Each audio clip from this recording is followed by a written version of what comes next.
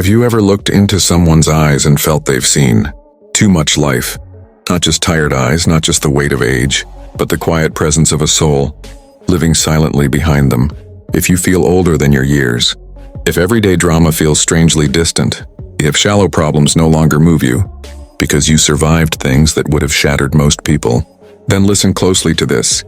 You may believe something is wrong with you. You may quietly tell yourself you are damaged, worn down, or disconnected from who you once were, that the spark you had is gone forever.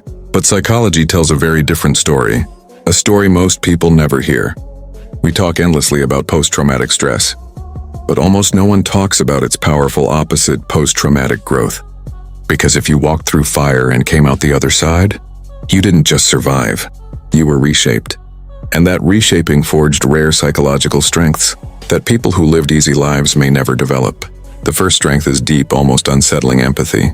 Most people understand pain in theory. They read about it, imagine it, talk about it, but you know the texture of pain because you lived inside it. You can sense when someone is silently struggling. You notice hesitation in their voice, the heaviness behind their smile. That is why people open up to you so easily. They tell you things they never planned to share. Not because you ask, but because your presence feels safe. Judgment fell away long ago. You no longer waste energy on the superficial.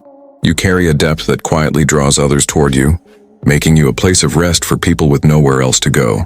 The second strength is your ability to remain calm in chaos. Psychologists call this crisis competence.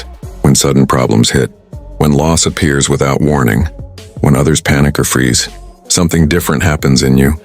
Your nervous system has already survived extremes. Your baseline for stress has shifted. Small crises no longer control you. While others lose their heads, you become focused, observant, and clear. Not because you are cold, but because you are experienced, battle-tested, resilient in ways most people never become. But the rarest strength appears after the noise settles. When you decide who you want to be, that strength is radical authenticity. Suffering dissolves illusion. It destroys the need to perform, impress, or pretend. You stopped chasing approval a long time ago. You value truth over comfort, time over status, depth over image. And while this can intimidate people who live behind masks, it makes you magnetic to those searching for something real. In Japan, there is an art called kintsugi. When a bowl breaks, it is repaired with gold. The cracks are not hidden. They are honored because the object is no longer weaker. It is more meaningful than before. And that is you. Your cracks are not flaws. They are proof of expansion. You can hold more depth because life cracked you open. Do not envy those who walked easy paths. They are fragile. You are anti-fragile, forged in pressure, shaped by fire, strengthened by survival. And that strength cannot be bought, taught, or faked. If you recognize yourself in these words, you are not alone.